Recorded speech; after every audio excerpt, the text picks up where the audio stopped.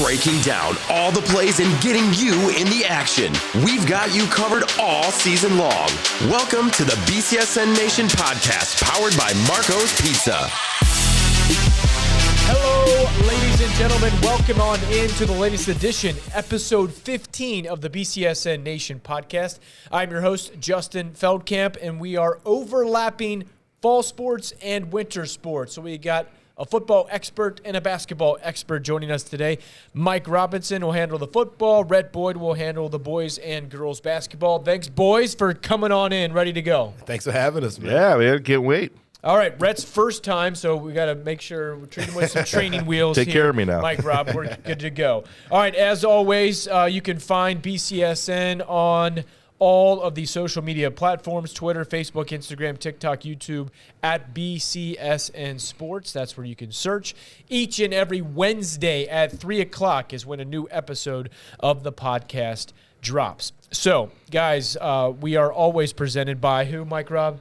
Marco's Pizza. You know it, baby. Oh, yeah. The place to go for all types of Italian food, primarily that pizza. We get it at the Feldkamp household on a regular basis. And the subs, too. Don't forget. Oh, yeah, Don't forget, Oh, yeah. Mike Robb likes those subs. Meat lovers. But Marco's Pizza, proud sponsors of the BCSN Nation podcast. All right, let's start it off with football. We do have a team playing for a state title, a hyper Toledo local team, Mike Robb, Central Catholic, a program that you know quite well, and they had a fantastic game, arguably and maybe inarguably the best game of the season, a 52-49 win over Kings out of the northern Cincinnati suburbs.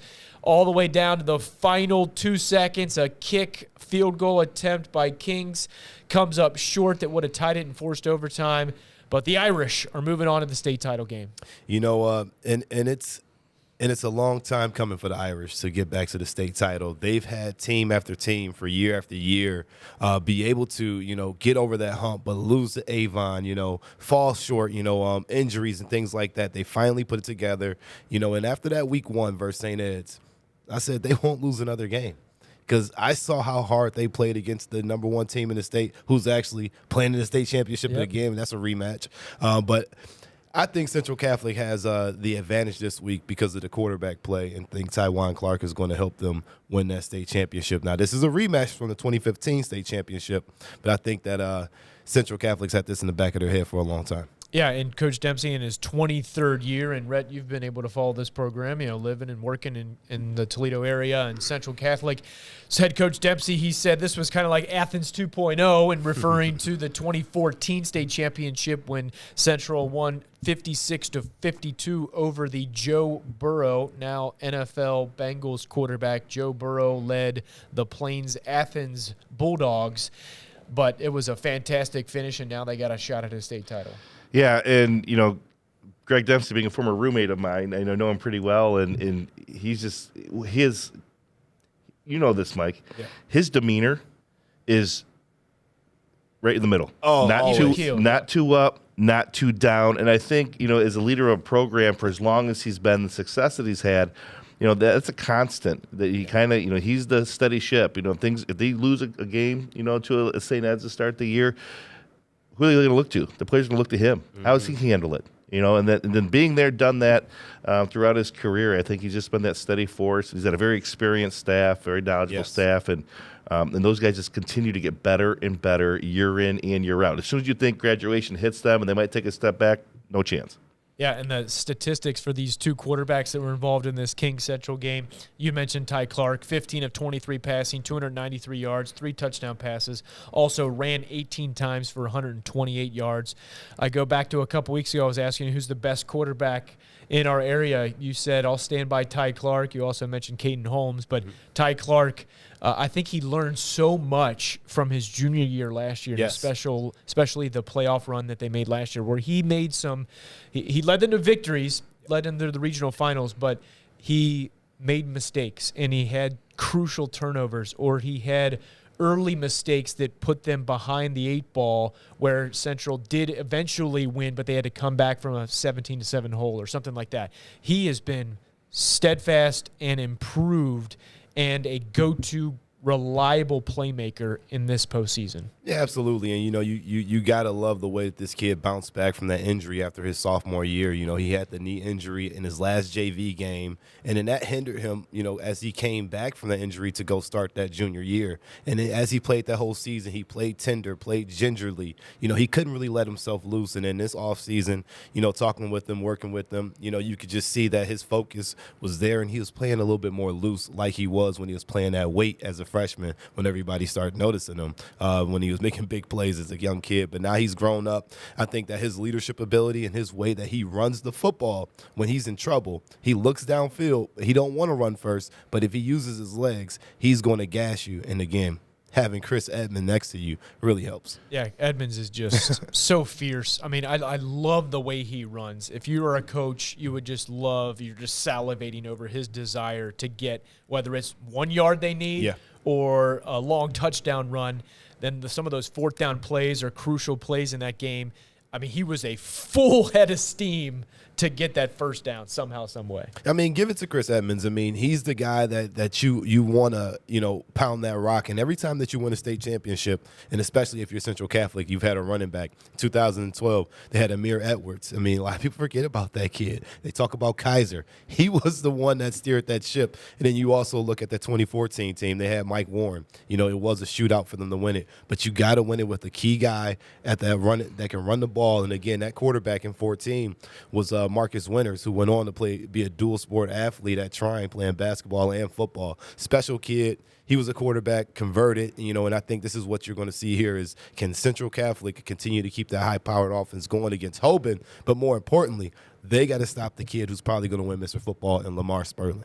Yeah, and we'll spin it ahead to Akron Hoban, but I do want to mention, Coach Dempsey said this is one of those games where neither team deserved to lose, and their quarterback for Kings, Coker, 27 of 49, 567 yards, 5 touchdowns, and also 2 rushing touchdowns. He accounts for 7 touchdowns, and your team loses. It's just a heartbreaker for them on an improving upward trajectory Kings program from down in Cincinnati. But let's spin it forward to Hoban. What do you know about them? Well, I'll tell you, again, 𝗦𝗫𝘀, he's got 55 touchdowns in the season. That's enough to know. I mean, this guy is a serious runner. He had a Buffalo commit, I read that he is going to be playing in the MAC, so future UT and BG fans could be seeing this guy. Not who you want to see if you're the Toledo Rockets on the other side of the ball. I tell you that, because he's just that good. He's a dominating force. He runs low, got a great center of gravity. He's a little bit different than Chris Edmonds. Okay. He's a little bit more of a power back, but he runs hard and he gets stronger as the season goes on. He kind of reminds you more of a Mike Warren style running back if you want to kind of keep it within the championship range between these two teams. He's going to be the guy they're going to have to stop, but also Crable on the outside, that wide receiver. He's really good. And 𝗫𝗫 Long, he is a sniper at quarterback. He's a transfer, came up from Kentucky, or West Virginia. He can make a lot of plays. I got to see this kid live at camps and things of that nature. He's smooth, and he's somebody that Central Catholic's don't have to worry about. This is going to be a heavyweight coaching match, in my opinion. Yeah, and Hoban has beaten the following teams in the postseason. They took out South, beat Barberton, beat St. Vincent St. Mary, beat Hudson, beat Massillon, and now take on Central Catholic. So Hoban is 14-1. And the interesting caveat here, we brought up Cleveland St. Ed's. So both of these teams have played Cleveland St. Ed's. Central Catholic played them in week 1, lost at St. Ed's 23-20. Hoban played them in the final week of the regular season and lost at St. Ed's 41-20. So there is one common opponent in there. So based on that common opponent, Central played St. Ed's tighter than Hoban did. But in these games, we've talked about the quarterback from the running back, the people who get on TV and get all the highlights and their names said on social media and podcasts like this. But in a state championship game, Rhett, it is totally a everybody pointing in the same direction type of mentality. Offense, defense, special teams, offensive line, defensive line, linebackers, defensive backs. Everybody has got to be pulling their weight. Everybody has a role that they need to do against a top-tier opponent. Your margin of error is paper thin, as it should be when you're playing in the final game of the season. You're right. So everybody's got to be on point. And I think football comes down, you slice and dice every level of, on the field, whether it's the line, backs, receivers, et cetera. It comes down to the line of scrimmage. Yeah. It really comes down to the line of scrimmage in each and every game. Who can run it? Who can stop the run? who can get pressure on the quarterback and whatnot, who can be disruptive. And that's where it's going to begin and end in this game, as well, which is going to be a lot of fun to see how that plays out, because oftentimes that gets overlooked. It sounds really cliche and really simplistic. Yep. But at the end of the day, it seems like when you look at who wins the ball game, it's the team that dominates the trenches. Yeah, and looking at the breakdown of both of the teams' game-by-game results, Mike Robb, yep. I noticed that Central Catholic in the last 2 weeks, they weren't tested in the first couple weeks of the playoffs, winning 69-7, 21-0, 42-6, but then getting by Avon 28-20. Avon scored 2 late touchdowns to make that closer, and then the Kings game that we've already talked about.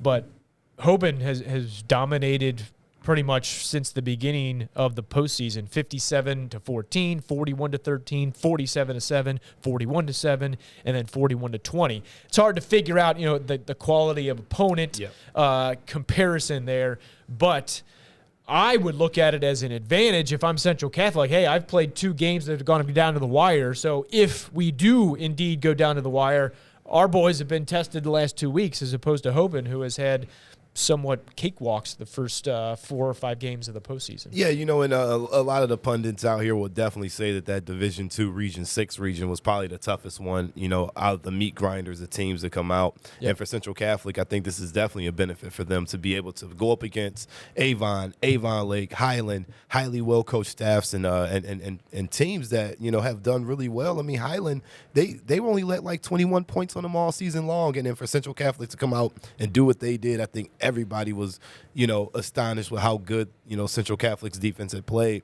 But, I think this is going to be another type of chess match. Central Catholic got some things exposed last week, with Will Coker going out there and really showing that, he's a premier quarterback in this area. I'm sure he's going to get a few more offers coming his way, definitely after that performance. But they're going to have to find a way to stop that pass, because on the back half of their defense, they definitely didn't look as good as I thought they would all season long. Yeah, a lot of deep balls that were converted in crucial moments in that game where they relied on that offense big time. Yes. And it's one of those things where, complementary football, you want your defense to help your offense and vice versa.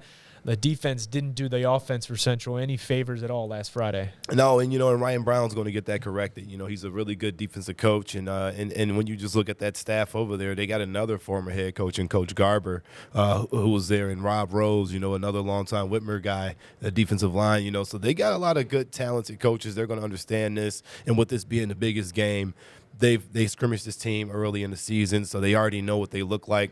It's just going to be a chess match, again.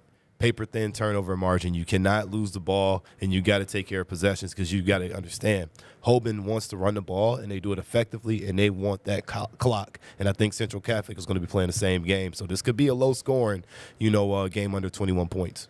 All right, so setting the stage, it is Central Catholic against Akron Hoban. That game is Thursday, so the OHSA has to get 7 games in within a 3-day window. So they moved to the Thursday night format, and then 3 on Friday, 3 on Saturday. So Central Catholic will play at 7 o'clock in Canton at Tom Benson Stadium. Myself will be there along with Britt Del Barba, so we'll have coverage leading in pregame on social media and 13ABC, and then Sports Nightly on BCSN on Thursday night at 10:30, and also on 13ABC's Action News at 11. So we will have, hopefully, a Toledo Central Catholic victory to talk about. That would be fantastic. So next topic, Mid-American Conference Championship game.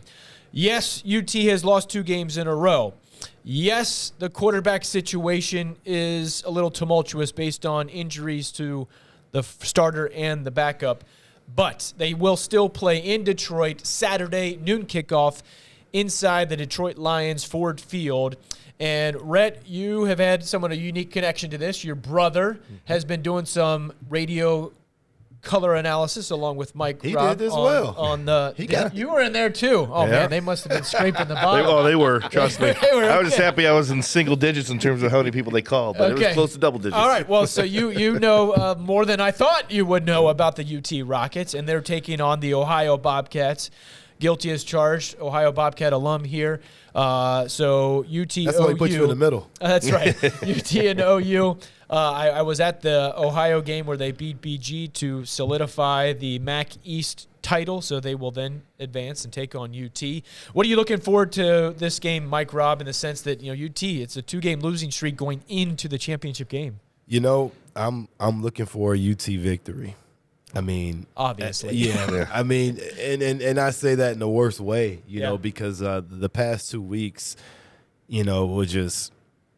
I mean, I can't even say on this podcast what I want to say about it. Like, it was just not good.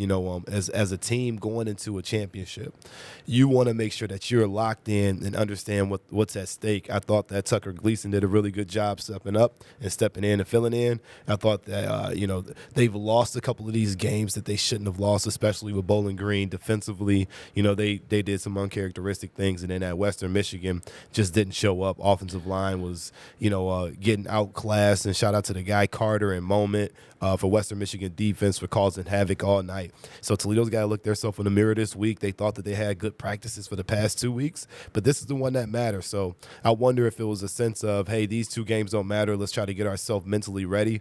But also at the same time, that type of mentality can slow you down and take you away from what the real goal is to win, because now you're not going in with momentum, and now you got a OU team that's got 8 straight wins, and they're feeling really, really confident, and they're playing with a backup quarterback. So it's going to be a game of which Toledo team comes out and play. If the Toledo team that's been playing like they played all season long steps up, I think they win because looking at Ohio's defense, they're not as good as some of the other teams that we've played. Right. And if we play our style of football, I think that Toledo Rockets should be able to handle this game. Yeah, Rhett, the turnovers against Western Michigan last week, 4 turnovers. It's going to be rare that you're going to be able to win a game in which you're turning the ball over that much. And one was for pick 6. Yeah, yep. Correct. And a long pick 6, too. So, I mean, I don't want to just badger the Rockets here. I mean, they did earn their way into the championship game, however you slice it. But there's a reckoning sense that they need to win this game to validate the season in which they had up until a couple weeks ago. Yeah, and I think the inconsistency is what's been mind-boggling. And yes, injuries does play a part of it, but everybody goes through the same thing. Yeah. So I think the inconsistency of you clinched against Ball State in a great game. Both sides of the ball complimented each other well in that game. And then you get to Bowling Green and the defense doesn't show up. And then you get to the Western Michigan game, defense shows up and the offense does not. It's just that roller coaster, on both sides of the ball. Now, what does that mean? It means, well, on Saturday you hope that they come together and they have a happy marriage on Saturday afternoon against Ohio. But here's the deal. At the end of the day, how you slice it, and you said it, Justin, they've earned the right to be in this game because they played better than every other team in their division. Yep. They're here. It's now. It's one game. It's not 2 weeks away. It's not a week away. It's here and now. Everything. You circle the wagons and everything is all thrown in to this one ball game. Everybody's focus is narrowed in. You know the task at hand, and you go win a championship. And that's the way I'm sure that they're approaching it. And they'll be ready to go at 100%. Yeah, so I was on the elevator at Peden Stadium in Athens after the game, and I ran into Tim Albin, the head coach of Ohio, and he told me that he's going to text Jason Candle later that night or early the next morning, say congratulations, looking forward to facing each other in Detroit. And he said that the parallels, which I thought was somewhat interesting. Tim Albin came with Frank Solich from Nebraska, has been an offensive coordinator all the way up until Solich retired a couple years ago. Albin took over. They were awful last year, 3-9. And he said, yeah, Candle and I are kind of in similar boats because he was an offensive coordinator for quite a while and then got bumped up. So that interesting parallel I thought was interesting from the coach's perspective. But this Ohio team, yes, they don't have Curtis Rourke, who in all likelihood will be the MAC Offensive Player of the Year, even though he missed the last 2 games because of a torn ACL. He is shelved for the rest of the year, had surgery last week, and he's done. C.J. Harris, a Detroit native, who's going to be playing from Bloomfield Hills, is going to be playing in his hometown. And this Ohio team, like you mentioned, long winning streak. Yes, the defense hasn't been great, but that offensive line, one of the BG defensive players, Carl Brooks, told me that OU's offensive line is the best offensive line in the MAC. So there's definitely a challenge awaiting the Rockets on both sides. I mean, it's definitely a challenge presented. OU's always kind of gotten the best of Toledo in the past few years. I mean, last year, obviously a little bit different with the coaching switch. I think Toledo just had the momentum to win that one. But OU has a very physical offensive line year in, year out. Yep. It's a place, you went to school there, it's a place that linemen love to go. Yep. I mean, it's kind of country. It's kind of out the way. You go hunting, and a lot of the best linemen, they like to go fishing. They like to go hunting, and Athens is the place to go. Hocking Hills. Let's go take a trip. That's you right. know, let's take the podcast on the road, by the way. And I can enjoy that. But as far as that, Toledo's defensive line, they're wearing thin. You got guys like Kevon Butler, who's out for the season. You're missing guys like Terrence Taylor, who's a big injection.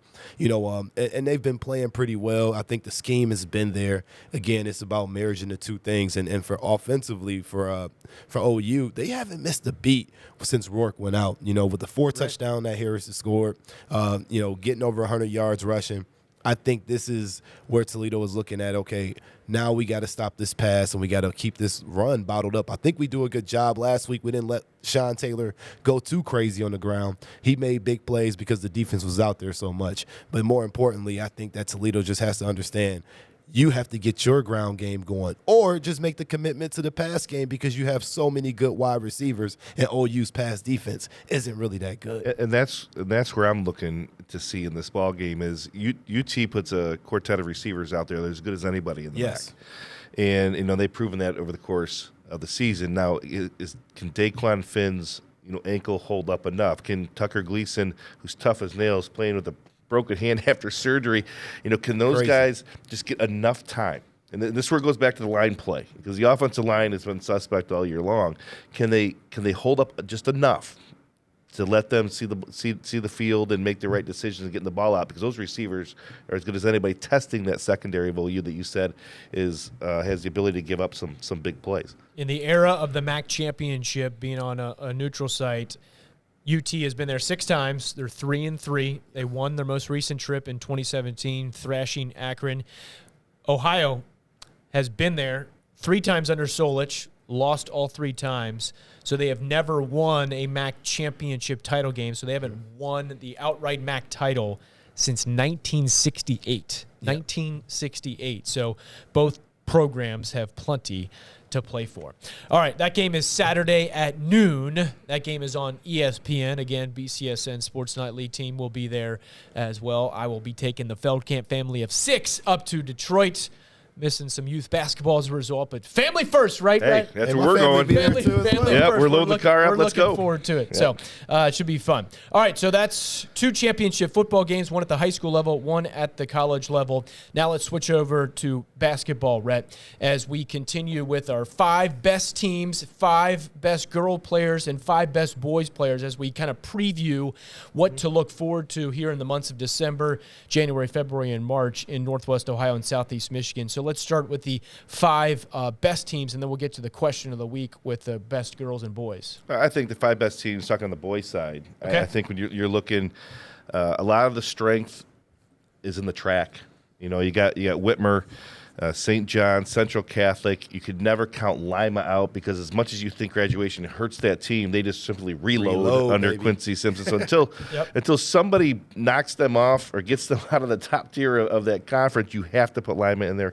And I think in the NLL, Perrysburg, they have the most numbers coming back in terms of scoring offense than anybody else. Everybody else kind of got hurt with graduation. Mm-hmm. So I really think 2 through 8 in that conference is up for grabs in the NLL. But Perrysburg is there at the top. And then you got Emmanuel Christian, loaded with talent with Jerry Easter, Patterson Davis. Now they got Nate Miles Jr., a freshman, in the fold there. So I think those are your top teams on the boys' side. Nate Miles Jr. is over there? Yes. Yeah. Wow. So on the boys' side last year, just trying to connect last year to this year, because obviously you got some players who are returning from those teams. The teams that went farthest in the brackets in the postseason, Whitmer, Perrysburg, Lima Senior, Central Catholic, and Eastwood from the Northern Buckeye Conference. So you ticked off some of those that had success last year that could duplicate their success this year. Yeah, and Whitmer, you look at they bring back two of their guards back. Antoine West burst upon the scene as a freshman last year. Derek Janes, who Coach Stacy has said has improved his game immensely from the end of last season till now. They get 6'6" Farrell House from Rogers, who came over this year. In St. John's, C.J. Hornbeek. I mean, he's a guy who seems like he's been there for 10 years. Yeah. And all he does is get 20-plus every single night, capable of 30. Like he just had 28 the other night against Gilmore Academy. It's a huge win. Gilmore is the team that knocked Central out of the regional last year. Central, Chico Johnson's injury, obviously, he's your go-to player, multi-year varsity starter. That hurts. Yep. You just don't get beyond that. However, if you're going to lose your best player, it's nice to have 4 guys back that played major minutes a season ago. You have a nice core to work around. Like I said, Emmanuel Christian, they're just, they have talent all over the floor. Like I said, Perrysburg, you got the Hunt twins. Yep. Matt Watkins, again, another 10-year veteran of high school sports. Yep. And Austin Schultz, who's a double-digit scorer off their bench last year, he goes in the starting lineup. He's gotten out to a good start this year as well. So I think those are the teams that had the most success back coming from a season ago, but also put the most talent back on the floor. Okay, let's flip it to the girls' side and the best teams there. Last year, Start, Anthony Wayne, Central Catholic, and Toledo Christian won on deep postseason runs, and it was a historic season for Anthony Wayne, made it all the way to the state semifinals. We had Dane Franklin at Start, revamping a program and taking them deep into the postseason. Toledo Christian knocking on that door of trying to get to the state championship semifinals, the state level. They've been to the regionals under Coach Tim Wensink year after year after year. They can't just get over the hump, running into some very, very good teams at that Division IV level. Who are some of those teams? I'd imagine, I think from my perspective, all 4 of those, Start, Anthony Wayne, Central, and Toledo Christian, should all be back and be contenders once again. Without question. And they're at the top. I think you also throw in Fremont Ross, Yep. who going into the tournament last year was the number 1 seed on the one side. And they bring back Destiny Robinson, Janiah Holmes, who had a big night last night against Notre Dame. She had 21, I believe. And then you got Karma Johnson as well. So you got 3 prolific scorers on that ball club. And I think you also you take a look at Springfield, too, in the NLL. Yes. The strength in Northwest Ohio, the strength is in arguably the track of the NLL put 6 teams on the floor that can beat anybody on a given day. And you look at the NLL, you said Anthony Wayne. You got Springfield as well. Perrysburg is going to be vastly improved, but don't forget about Springfield and the run that they made last year. They got knocked out by Anthony Wayne. Kendall Carruthers is back. She's going to play D1 basketball at the next level at St. Francis out of Pennsylvania. Yep. I believe I read. And Gretchen Sigmund, who the outstanding volleyball player that they have, she's going to miss a little bit of time here this first couple of weeks of the season, but she'll be back, and she was huge in their run. So Clutch Hodges has a lot of momentum within that program, and you'll hear from them quite a bit throughout the season. Yeah, and I love that about Gretchen Sigmund, a Division I volleyball recruit, but also still going to play another sport that she enjoys and loves and likes at some level. So I'm a big advocate of multi-sport athletes because the skills that you develop from one sport can transition to the other, and it gives your body rest from the muscle groups that you use from one sport as opposed to 12 months of a grind. You give some of those body parts a rest. I think, too, Mike, you know this, too, competitive edge. Your competitive fire, your competitive edge when you play multiple sports is different than playing maybe just one year-round. Yeah, you just take football for an example. You only get to play for 3 months. So that's the only time you get to be competitive. So, you play basketball, you get to play for 4 or 5 months, and you get to be competitive multiple times a week, which makes a lot of sense, for kids. It's time for the BCSN Nation Podcast Question of the Week. Send us your question on Twitter, Instagram, or Facebook using the @BCSN Sports and #BCSN Podcast. All right, so those are the teams. Now let's focus the question of the week with the top 5 boys and girls. And the reason why we're using the top 5 is because each and every year, BCSN has its first team, all BCSN boys and girls basketball team. Just like we have the last couple years, we'll start it out with a list of 30, narrow it down to 10, and then narrow it down to 5 for the season finale of our Game Day Nation program in mid-March. So I have the first team, all BCSNs from last year, Rhett, if you can remember these. It was Bryn Hunt from Central Catholic, Elise Bender from Anthony Wayne, Kendall Braden from Toledo Christian, Kendall Carruthers from Springfield, and Sinai Douglas from Start. So we'll start on the girls' side. Of those, I know Elise Bender's back. I know Kendall Braden's back. Kendall Carruthers is back. 𝗫𝗏 Douglas is back. The only one who graduated on there was Bryn Hunt. So 4 of the 5 were underclassmen last year, either back for their junior or senior years this season. And it's, like you mentioned, a solid crop of talent. It is, and those players, I think, will have great seasons again. Elise Bender now is in her 2nd year of high school basketball. Yeah, she's a sophomore. Yeah, that's right. She's not a junior or senior. She won the award as a freshman. Yeah, Kendall Braden and Kendall Carruthers, 𝗫𝗏 Douglas, multi-year starters at the varsity level. I think this year, when you throw in a couple of other names, how about Destiny Robinson out of Fremont Ross, an electric guard that can score it from all 3 levels of the floor. She's the catalyst of that ball club. And I think, too, there's another one, Mike. I'll let you have this one. The one we talked about from old Cherry Street. Brooklyn Vaughn. I mean, that's one of them that, I like post play because I like physical basketball play. I mean, I'm a football guy. Shocker. You want to see who's going to body you in the paint, and I got an opportunity a few years back to help out with 𝗫𝗏 a little bit, and the post players will definitely tell you, like, yo, we was ready to go to blows with Coach Robb because that pad was coming out. But then it helped, make you more aggressive. And I think that's what she does really well. When you got somebody that can rebound on the block and create more possessions and get that put back points, I think that's a game breaker. And when you got a girl that can rebound as good as Brooklyn, I think that helps the team a lot. She could run the floor too. That's another thing that separates her. You got in transition and run the floor, get a rim runner like that. It's a difference maker. Yeah, and some other names that toss into the list: Dakota Smith from Notre Dame Academy. You mentioned Destiny Robinson from Fremont Ross.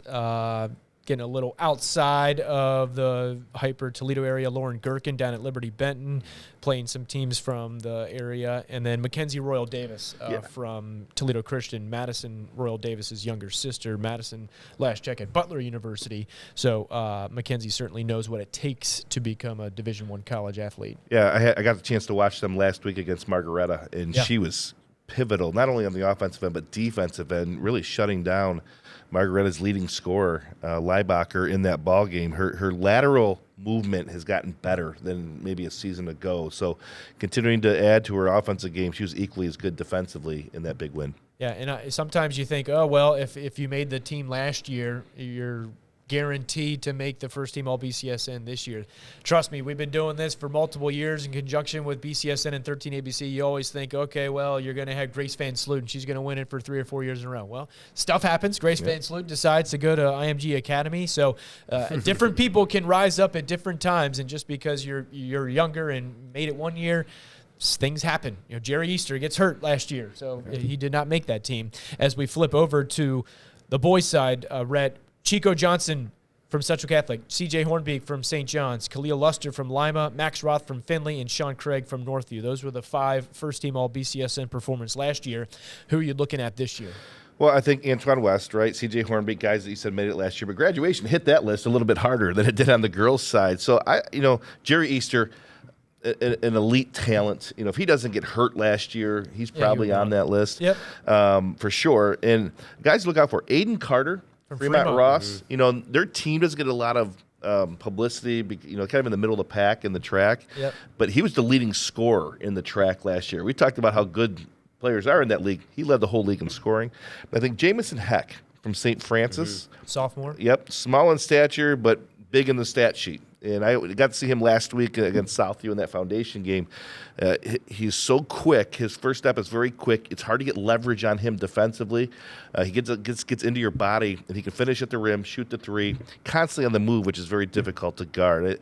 Those guys, I got my eyes on. Jamison Heck, I'm not 100% certain on what I'm about to say, but I think he ran cross-country in the fall. And just the endurance. I know 𝗫𝗏 Douglas runs cross-country in the fall, and how that can pay off, back to what we were talking about by multiple sport athletes, how building up that endurance, if you're a cross-country runner, you can run all day when it comes to a basketball season. But, he has been great. Antoine West, just off of the first-team All-BCSN team last year as a freshman at Whitmer, but he's one of those guys who just tall, growing early. He can fill out, I'd imagine, in the next year or two. So he's one to look at. Derek Vorst is a Rossford senior. He was getting some Big Ten looks. He's had some injury issues that have come in season and then outside of the season during his AAU seasons during the summer. But he just recently signed to play, or verbally committed to play at Indiana State, the home of Larry Bird. But Derek Vorst is a force inside, and you were talking about being a player in the post who can body up and muscle and get rebounds and get putbacks and get layup buckets and make it easy for a team. He's one of those guys. Yeah, and that's what it's about. You need somebody that's going to be that junkyard dog on the basketball court. And when I'm calling basketball games, that's who I'm looking for. Yeah. You know the guys that's going to shoot the ball. You know the guys that's going to score. But who's going to get those dirty stats? Those stats that's diving on the ground. You're not getting a point for getting through that screen. It's not showing up in the stat book. Who are those guys? And Vorst and Rossford, the way they play that 𝗦𝗽liche style of basketball. I think that he's definitely going to be a huge impact for them this season. Glue guys, absolutely. Right. Aiden Carter, you mentioned him. 𝗦𝗽liche from Start is another guy who could be a City League Player of the Year candidate. Jake Bishop from Findlay. Week 1 of the season, Bishop hit a 30-footer at the buzzer for Findlay to beat Springfield. So he has been a playmaker. Stone Edwards, kind of a 1-2 punch for Start this year with Hightower and Edwards. And then Bedford crossing over the border to Temperance, Michigan. Andrew Hollinger for Bedford has early indication that he could be a candidate for the top 30, top 10, possibly the top 5. A lot of talent in this area. Roma Hightower, you mentioned him, a walking double-double every single night. And Jake Bishop, you said his 30-footer, he's coming off a broken hand and just hit the 30-footer. It was on his non-shooting hand, and he averaged 18 a game last year with the counter, the sidekick to Max Roth. But Max Roth has graduated, so it's fully on his shoulders here this year at Findlay. All right, so Rhett will be alongside Dion Thompson and Joel Sebastianelli each and every Friday night from here, really all the way through mid-March, the final week of Game Day Nation on March 10th, I believe, which is the state championship weekend for the girls, regional weekend for the boys. But 7 o'clock to 10 o'clock, and then 10 o'clock to 10:30. Rhett, Dion, Joel, Mark Kuntz in there as well. We'll have high school basketball, boys and girls, highlights, live look-ins. Definitely the place to be on BCSN, and then our game of the week on BCSN 2. Speaking of that, we'll let you know our Friday night lineup for week 1 of Game Day Nation. December 2nd, we'll have Southview at Northview as our game of the week. We'll have Perrysburg Bowling Green, Napoleon at Maumee, Anthony Wayne at Springfield, Bowser at Start, Rogers at Waite. From our Sandusky market, we got Sandusky at Bellevue and Edison at Huron. So a full slate of games. We did it for football for 10-plus weeks. We're right back at it with high school hoops. So thank you to Rhett. Thank you to Mike Robb. I am Justin Feldkamp. Thank you for watching and or listening to the BCSN Nation podcast, powered by Marco's Pizza.